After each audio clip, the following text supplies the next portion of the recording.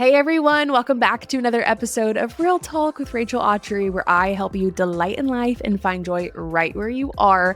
And I love doing that with my friends. I say that a lot, but whenever I have actually hugged her kind of friends on the show, it is such a blast for me. And so I am excited to introduce you again. If you've been around here, you've probably already met her, air quotes, before. But Mary Marantz, she is a dear friend in this industry, in this world, but even more so, I'm so empowered and inspired by her words and her books. And she has a new one that she's excited to share with us today, this message to encourage you right where you are. Mary, just two girls, right? Trying to figure out life right alongside of them. 100%. I was talking to my husband, Justin, this morning, Rachel, and I was saying, Rachel's just one of those friends that even if it's been a minute since we've gotten to catch up, I feel like we just jump right back in as if no time has passed at all. That's you for me too. Yeah. We got to hug. Was that about a year ago? I guess it must have been, right? March of last year. Yes. That we were together in South Carolina. Yeah. Yeah. So gosh, I feel like we just no time has passed at all. We're just going to jump right back in. That's right.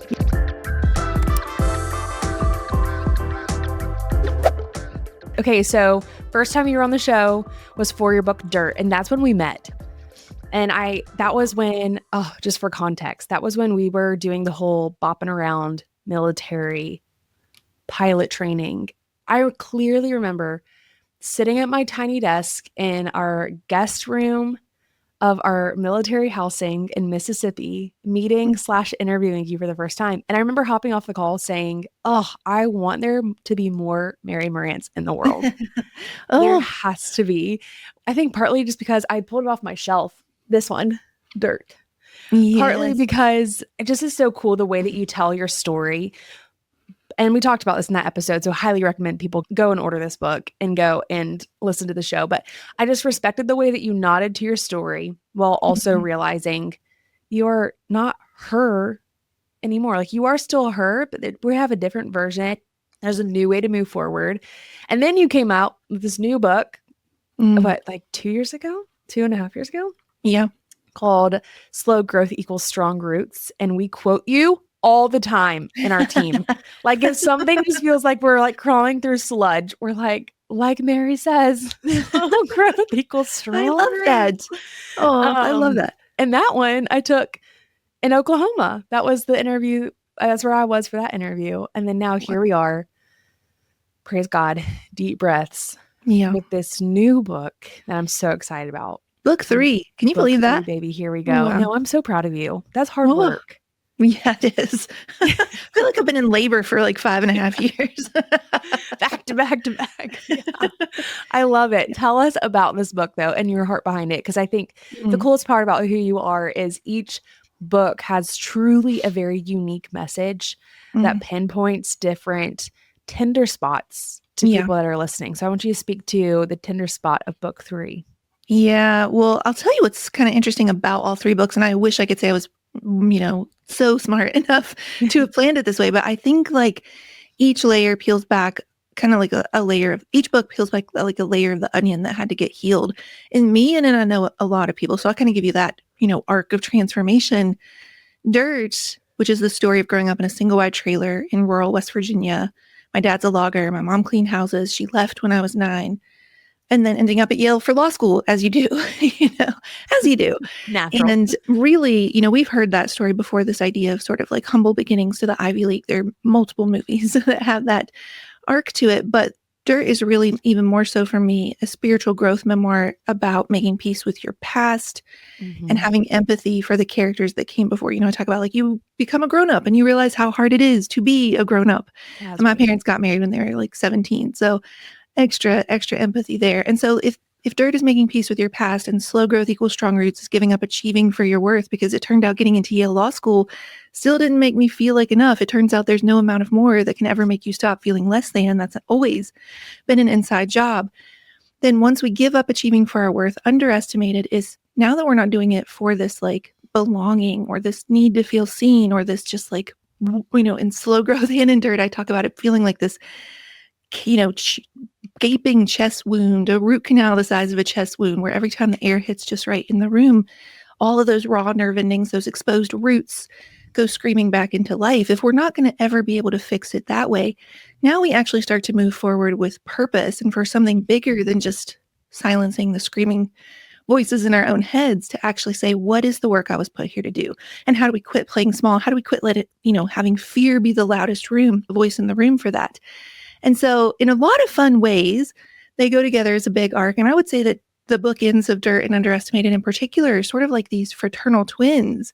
I used to say that Slow Growth was the fraternal twin to Dirt, and that's probably also true because they don't look at all alike. One's very pretty and one's very gritty. Do you still have the cover there? Like, show that trailer to people. For our friends who are listening, this picture, didn't you take this? And this is Justin took it the first time I took him home to meet my family. Yeah, so that is the actual trailer. I grew up in West Virginia, so very different looks for those books, but Underestimated actually has kind of a similar aesthetic, just in the sense of like it's this white book with like a big center picture. And yeah, this is like if Dirt is the story and the like memoir, this is like the textbook. Rachel, this is like, how do we actually stop doing this?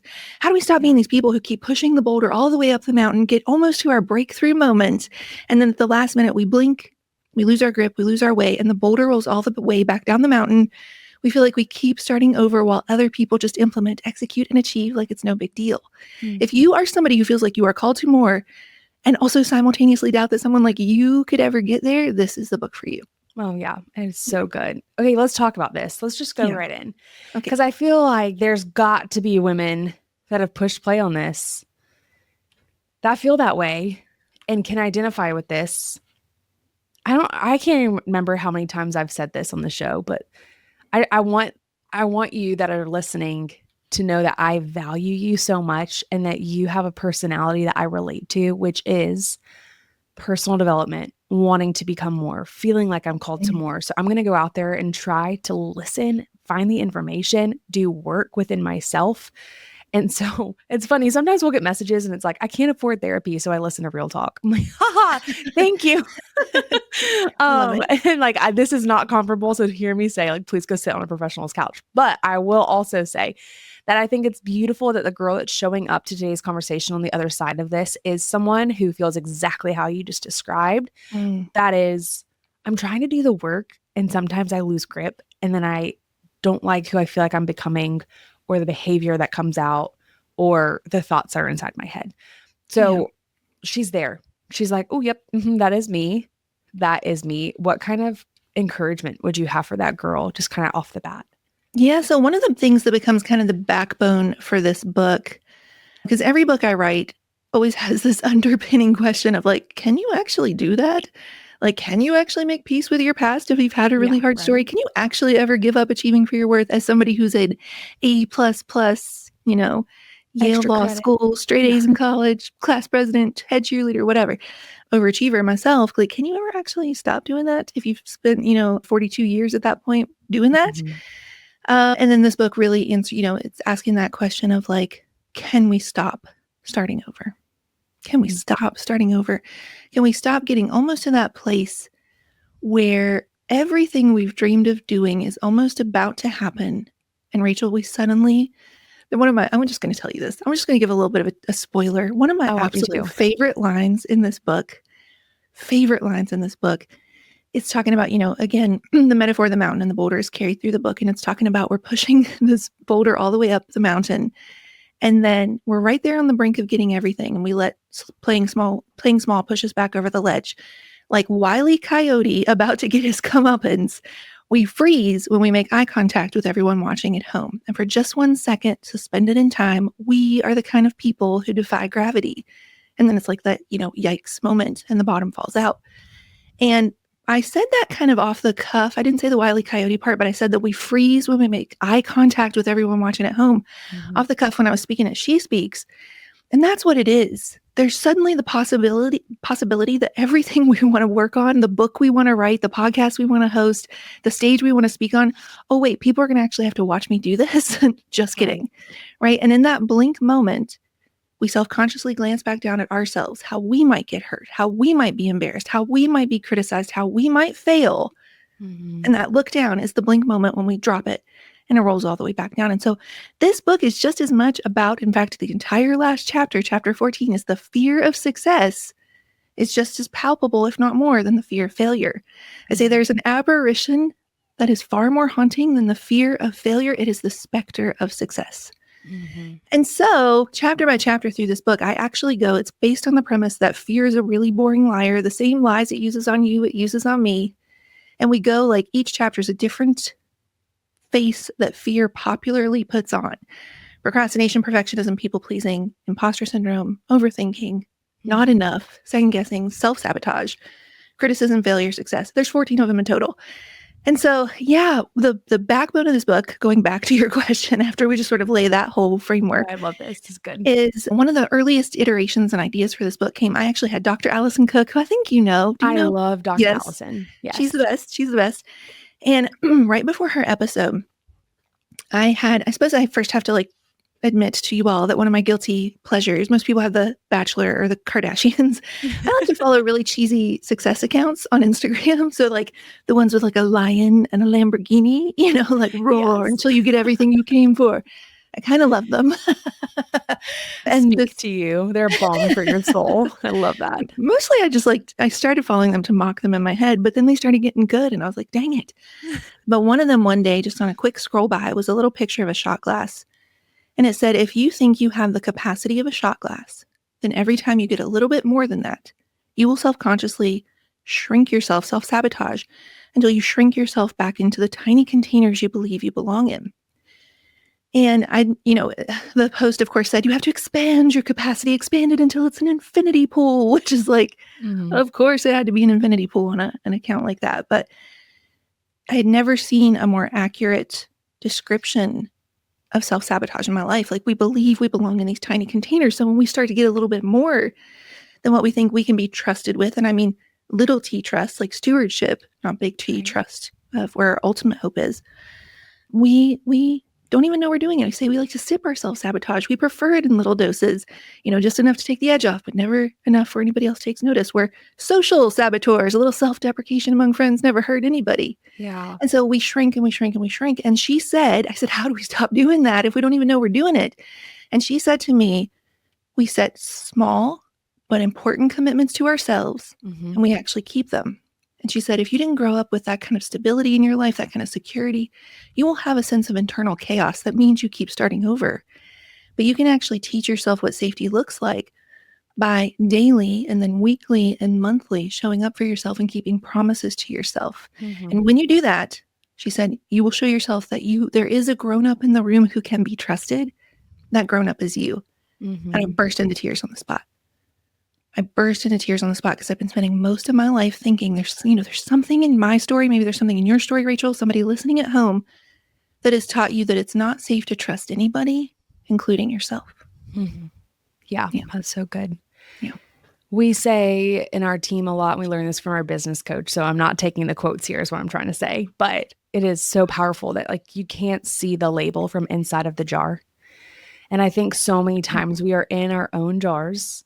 Yeah. We can't actually see what truth is for what truth is. And so we get convinced that starting over looks like from the top, when in reality, it's just from the last break in a paragraph. Like for example, I'm thinking of this analogy, like yesterday, I was shooting something exciting, like filming for something exciting, and I had to read a script. And there were several times they're like, hey, okay, back up. And there's a teleprompter. So they're like, we're going to back it up to this spot. Yeah. And I got a chance to take a deep breath and to try that part again. And it wasn't that they were asking me to start from the top. They just were asking me to start from the last stop that made the most sense. And I feel like so many times us starting over, or the lie that we tell ourselves is, oh, what was all that work for? That's right. Was it even worth it? Am I going from the top? Are you serious? And in reality, we're not starting. It's not back to the top. It's just back to where the last break was in order to like heal that spot to make it the script it deserves to be. And I want to speak that to the girl. It just feels like it's too overwhelming to start over. Yeah. Or even like to undo and redo excellently, or to go ahead and show up for the work, like the next step and that small shift that it's going to take. Like, hey, this actually, the truth may be you don't have to go back to the top. It's just back to where the last part is that makes sense for you to take the next step. Yeah, I love that. And I'm going to say I love that you called that out. And it reminds me of the very first time I ever remember saying the boulder up the mountain, Sisyphus and his elusive rock analogy. I so vividly remembered. It was me and some photographer friends. We were getting manicures and pedicures in some random nail place in Virginia. And I said, oh, I just feel like I keep pushing this boulder up the mountain over and over and over again. And like, I have to keep pushing or it's going to roll all the way back down. And one of them looked at me and said, well, couldn't you just like set it down on like a scenic overlook and like wait for a minute, like take a breather for a minute? And I'll just be honest, like to me and my story, especially for those of us listening who didn't grow up with a lot, and there's something in your story that makes you feel like you switched into survival mode and you have never switched out of it. That was like she was speaking a different language that I did not understand. My brain just didn't even work that way, Rachel. Like for some of us, we operate as if, I see those memes all the time that are like, how do I tell my nervous system that an email is not being chased the same as being chased by a lion? Mm-hmm. And it's kind of like that. It's like for some of us, you're 100% right. It's 100% accurate. But for a lot of us, it does not feel that way. It's that girl in the red cape from Dirt. We have to run and not stop running. The big bad wolf ripping at our heels. We feel like if we stop for a second, it's going to kill us. Mm-hmm. And so you're talking about rewiring. That's right. 20, 30, or 40 years of thinking about the world. Yes. Yeah. Yes. And that I think is especially hard for women who many times we are primary caretakers for littles, for elderly, for neighbors and friends. Like we can easily believe the lie that if we don't show up, the world stops spinning. Right. At least that's what's easy for me to believe. And it is that like, yeah, if I let go of this boulder, who's going to catch it? Right. Yeah. But there is also this truth that like it can't be up to us. And that's just like gospel truth. That's right. It's not up to us. Maybe the boulder is not as heavy as it seems. Maybe we have a savior walking by our side that loves being next to us to push it, but can also take the burden too. Like maybe it is different. I feel like too, we can talk about this all day long. And I love what you said is like, this is the textbook. Like this is okay, we have talked about it a lot. We identify what it is. Now here's how we actually move forward. So I'd love to put some practicals on this for girls that are like, yes, how in the world do I step aside for a second and catch my breath and retie my laces so that I can do the work that I know I'm called forward to do rather than just like maintaining mundane. What are some of those really good practicals, whether it's with their hands or with their mind? Yeah. I mean, so that's the chapter that I described there with Dr. Allison. That is actually chapter 3. Self-sabotage is a shot glass. And it kind of ends by talking about how we like to sip our self-sabotage, like I was talking about. And that is the first chapter where at the end, and from that chapter on, at the end of every chapter, we have a shift box that's talking about the small but important commitments we can keep to ourselves. And we do that for each different kind of face of fear. So, with the self-sabotage and just starting to expand our capacity for self-trust, our capacity for stewardship, what we believe we can navigate with wisdom and navigate well, it is by setting small commitments, keeping them, showing yourself you are becoming responsible. You are, it's not that you have to be perfect or that there's not room for grace, but you are taking care of things. You are parenting in a way that is breaking your family tree. Like for those of us who did not have the kind of home environment we wished we would have had, we wished we could pick up that littlest version of ourselves. You are doing that for your children. And I'm going to just speak to that woman for a second, because there's a very good chance that if your kids are starting to be the age that you were when you first remember not having that, there's a grief there. Yeah. There's a grief. You are doing it. You are doing it. You are being the break in your family tree, the before and after.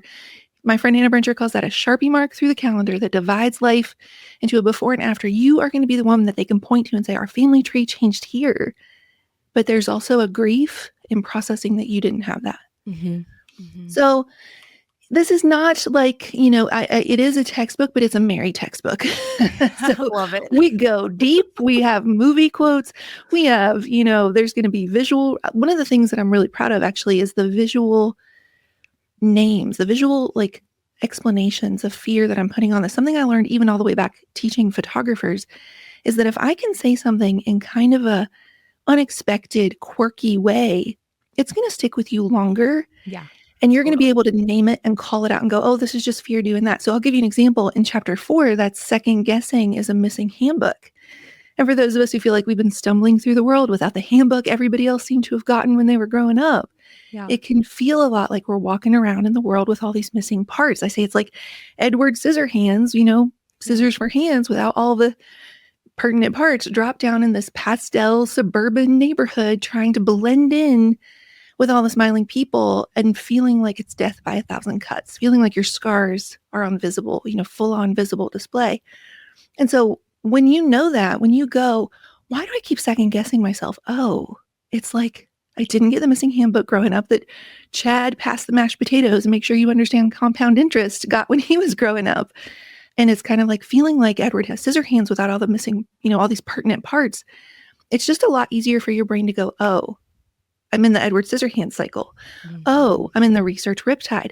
Oh, I'm in the Oliver Twist problem. Oh, I'm in the Princess and the Pea problem. Like there are all these really fun, very visual descriptions of the different things fear does to us.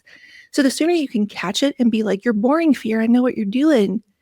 Then you can say, you get to be in the room. I can't make you leave, but it also takes all the power away. Yes. Because I know what you're doing. Yes. Yeah. That is, something too, we're working through. Oh, it's so weird how it's exactly what you're saying. Parenting my littles, I'm also parenting myself. Yeah. Different upbringing, but I feel like it no matter what your dinner table situation looked like, there's always going to be this missing piece because we're just beggars leading beggars and humans leading humans, and it just can get complicated. And so I too have these things that I'm teaching my boys. And then as soon as it comes out of my mouth, it's almost like a Holy Spirit moment that like my ears hear it for the very first time. And I'm like, what? That's wild. Like this elementary principle that just all of a sudden becomes like master's degree in my heart. And that's right. One of them is about fear of like, it makes sense why you're afraid. But if we were to face the fear and realize where we sit in relation to where fear sits, like we actually have so much more to say. We have so much more power to give. It can happen to us or we can happen to it kind of thing. Yeah. And what was it the other day? I'm trying to remember what it was. Oh, I asked Maddox to go grab a pair of socks out of his room and his lights weren't on. It was your typical scared of the dark scenario. And he's like, Mom, will you please come turn on a lamp? And I was like, do you know where your socks are? And he's like, yes. And I was like, do you need light to be able to find what you need? And he's like, no, I need light because I'm scared. I was like, if you know where it is and you know what you need, like the only way to get unscared of the dark is to maybe have a friend or have me come up there and do it. Like, let's go do it in the dark together. So I also feel like there's this other half of the equation that is doing things with like facing your fears with partnership. Yeah. And also, because you get to borrow their faith, their strength, their hope in the moments that you don't have any, but you also know, like Maddox, for example, this is a long scenario. I'm just telling you. Maddox, for example, wasn't like, hey mom, now that you're with me, can you turn on the light? He was like, now that you're with me, I can do this in the dark. And again, like, it's not because I was lazy and didn't want to turn on his lamp. It just was one of those, like, this is a cool teaching moment to tell him, like, you can go in your room while it's dark, easier when it's light, but like, we can do this. All that to say, I think that also it's so cool what fear does when we face fear is it also gives us a window to admit to somebody that something is scary. That feels embarrassing for it to be scary to you because you're not sure if it's going to be scary to them too. Yeah. So I think there's this also intimacy in relationships around us that can happen too when we just start to admit, this is where I am. This is where I need help. Can you hold my boulder for a second? Right. Kind of thing. Yeah. I've seen that to be true too.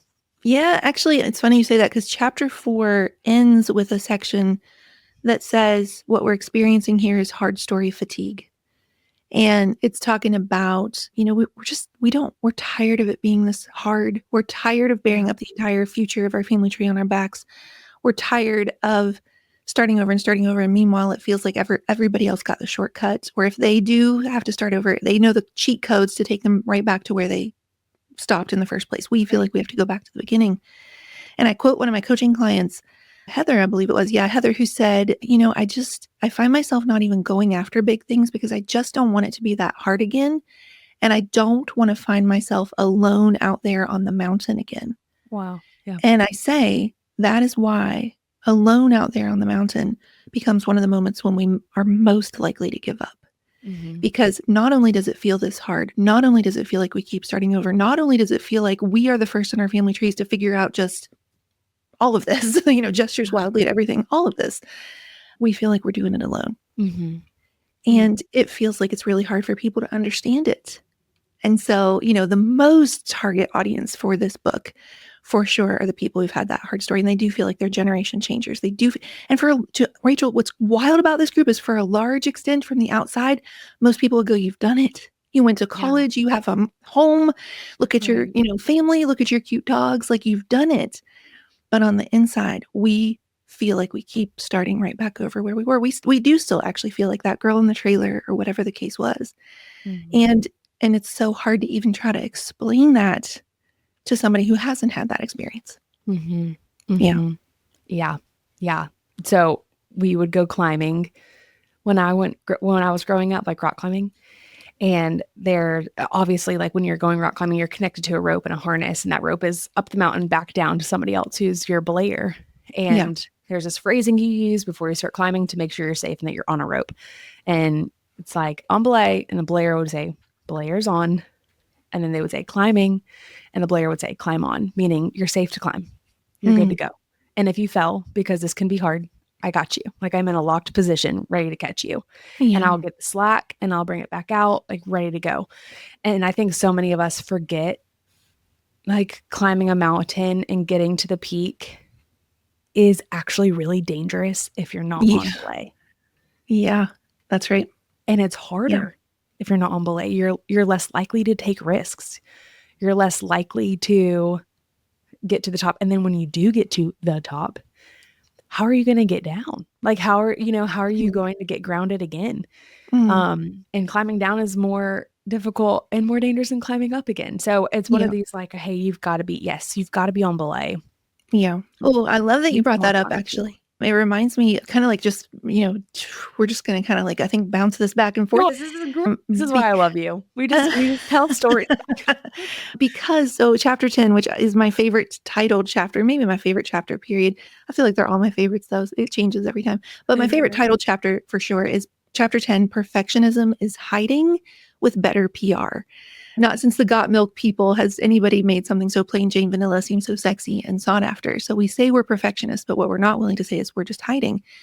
And that chapter starts by me talking about how I am a child of the 80s, a proud Appalachian, and a strong Enneagram 4 with a strong wing 3, the self-preserving Enneagram 4. And what I say is that those three characteristics where as children of the 80s, we were basically feral cats left to fend for ourselves.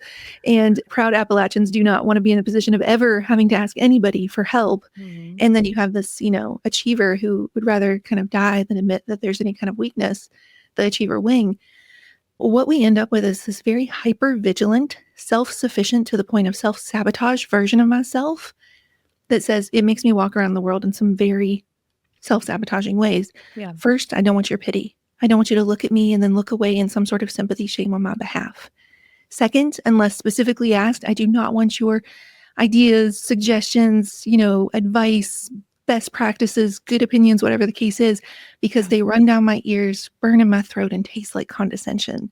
And it kind of goes on that way, talking about how some of us are wired.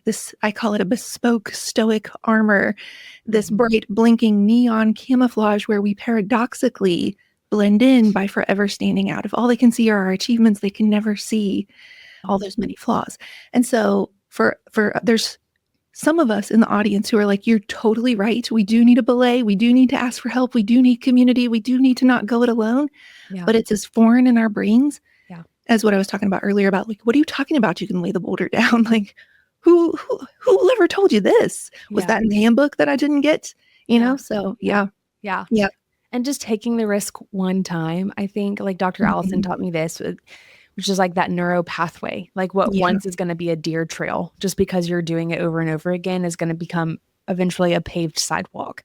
But like you don't just become a paved sidewalk overnight. You have to like do it repetitive discipline, even when you don't feel like it, to be like, that's right. it is important that I eat breakfast. Something as small as that, like to teach my brain, like we have to fuel our body. Like we cannot push through, survive on coffee until 11 a.m. Like Yeah. that kind of thing, all the way up to I'm allowed to take a Saturday and a Sabbath Yeah. and it Right. won't start spinning. Like I'm allowed to go to bed early, or even like I'm allowed to ask for help. Like I Yeah. need to say this out loud. And you start saying it out loud again and again and again.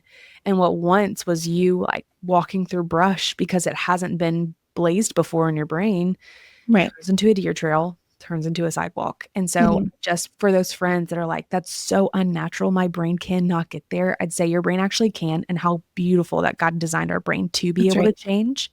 Mhm. But that Yeah. is going to only come from your hard work. And I recognize it being hard work, but like take a Mhm. chance, like Yeah.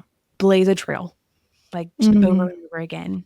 And again, like the community aspect to throw it in again is like another trail to blaze is to be so like, I want to blaze hard trails. Like, will you help me? Like go That's with right. me. That's right. Because again, journeys are better together. So all to say, like I recognize the hard. I am blazing trails in my own life that I'm like, this is no fun. Yeah. I don't like it. I I gotta would put on my rather cowgirl not. boots Yeah. so I don't get all these like thorns in my calves, right? Like it's Yeah. hard. Yeah. So I recognize that too. Yeah. Yeah. Yeah. Talking about kind of like the practical in the book, another one that kind of came to mind, and a lot of these practicals have to do with, again, like the whole book is based around the subtitle is The Surprisingly Simple Shift to Quit Playing Small, Name the Fear, and Move Forward Anyway. So, imposter syndrome is a really fun chapter, which sounds like, yeah, that sounds super fun, Mary. That's Yeah, great. blast. Let's It's gonna just be hang so out there. fun. But one of the things that I do is I actually do a deep dive into the original psychologist, Clancy Imes, who came up with the phrase. And it was actually originally called the imposter phenomenon, not imposter syndrome.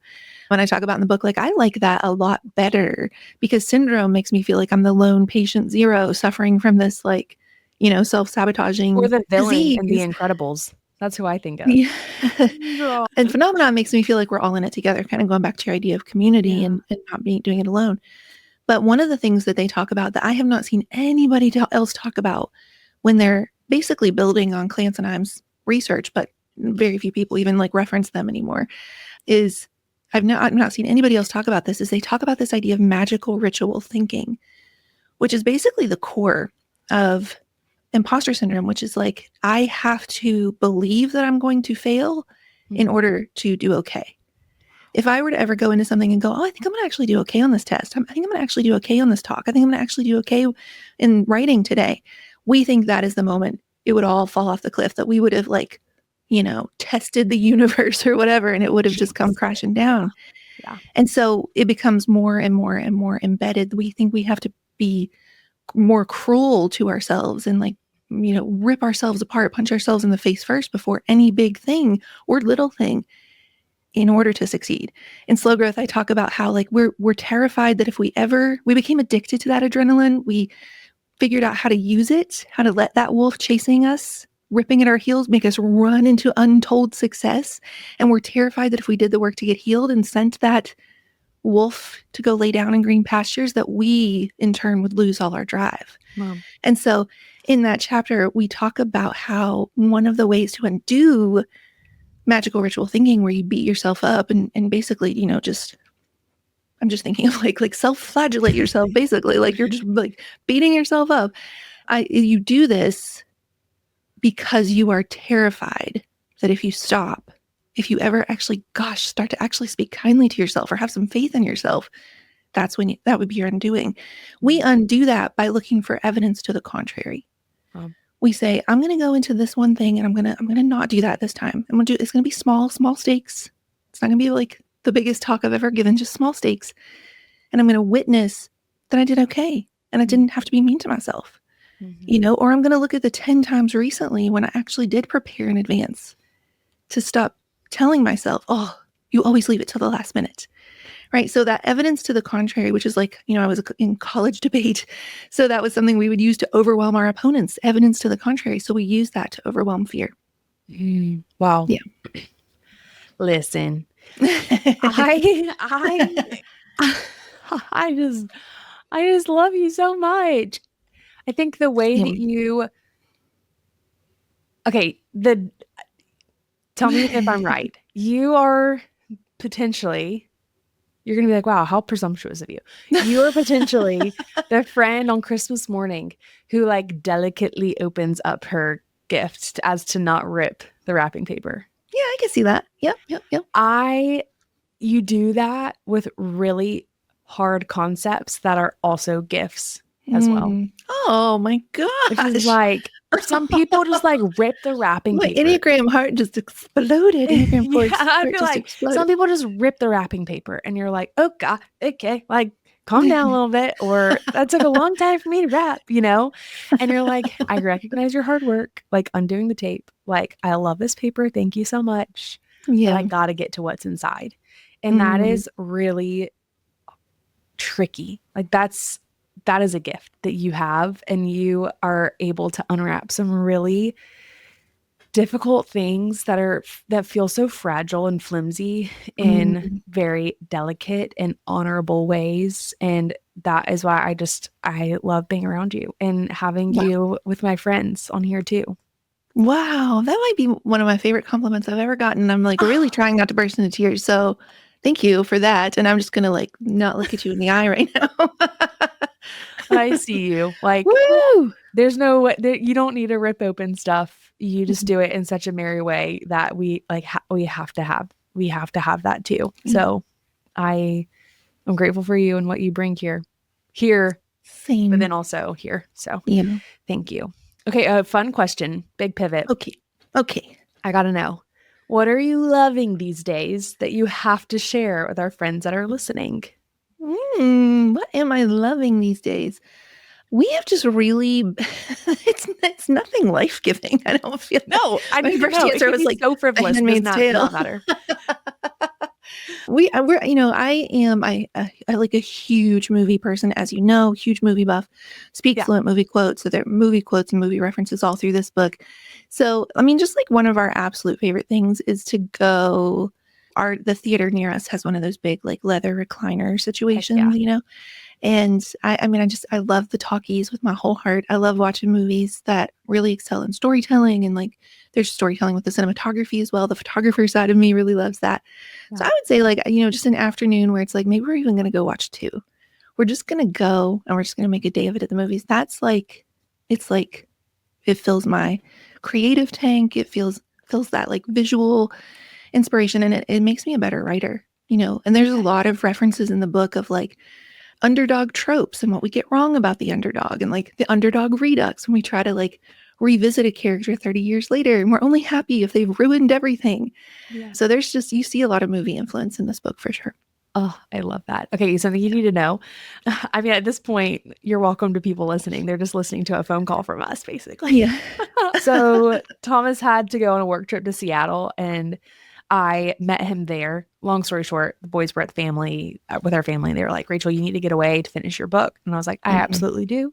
I'll take it. Otherwise, this is a nap time production and it's getting tricky.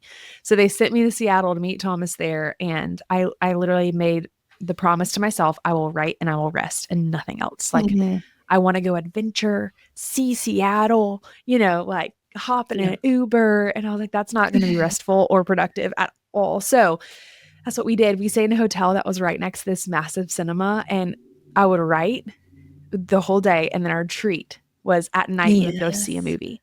And so we went and we saw 3 movies, 3 different nights. And I just would write all day, and Thomas would fly or do whatever he needed to do. And then we'd go see a movie. And so it sounds like we need a double date. You, me, Justin Thomas. I would love that. I would love that so much.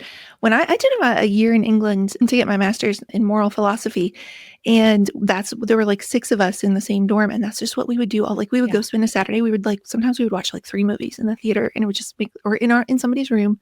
Right. Like movies are a love language for me for sure. Oh, well, we got to trade movie lists. That would be really fun. Yeah. Well, Mary, thank you. I wish I could just like give you a big hug through this camera. You are, why are you so just far away? So delightful. I'm so grateful for you, and thank you for just saying so much truth to our friend listening today. Yeah, I love you. I feel like you were brought in my life. As I said, I'm the Enneagram 4, so we just love the melancholy and the bittersweet, and let's actually feel all of our emotions.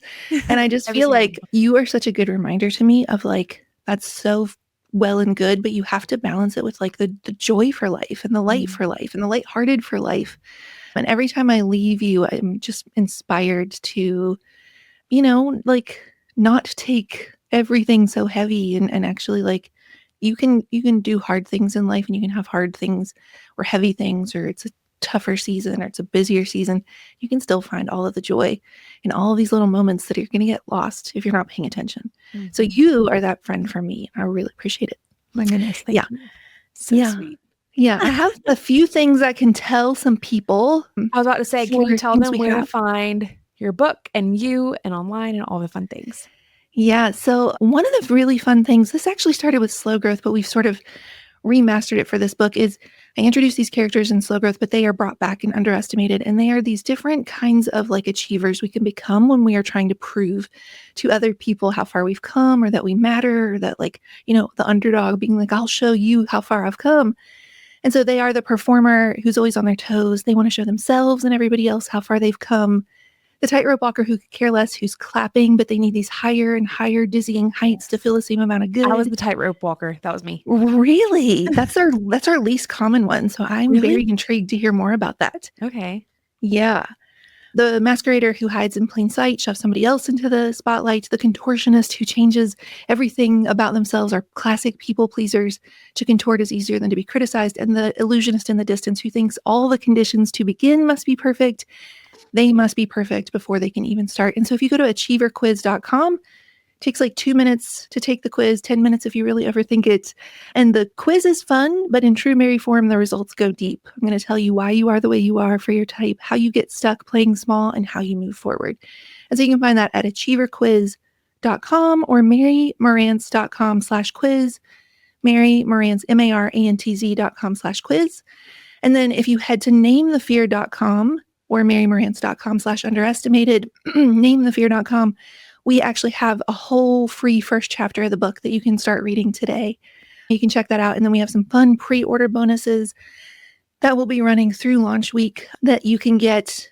The whole first 3 chapters and the audiobook are going to be included, which is kind of like getting 2 books for one. And I read the audiobook. So if you've enjoyed me waxing poetic, you will love the audiobook. So that's at namethefear.com, and then at Mary Marantz on Instagram. Come tell me what you thought of the episode. Please. Yeah. Let us know. Mary, underestimated, the surprisingly simple shift to quit playing small, name the fear, and move forward anyways is incredible. I'm so proud of you. And for our friends that are listening, go grab the book right now and report back immediately. We need to know what you think. So yes, pre-order the book. That's the best way to love an author. If you're going to plan on buying it, go ahead and buy it now, please. And thank you. Yeah. Mary, thank you for being here today. Thank you for having me. I love you. Big hearts. Big hearts. Thanks so much for listening to another episode with us. It would mean the most if you took 30 seconds and left us a 5-star review in whatever platform that you're listening in right now. It's one of the best and free ways that you can love on us. So don't forget that anything we mention in today's episode, from resources, products, and more, can all be found in our show notes at realtalkwithrachel.com. For more updates, behind the scenes, and fun chats, head over to Instagram and follow us at Real Talk Podcast.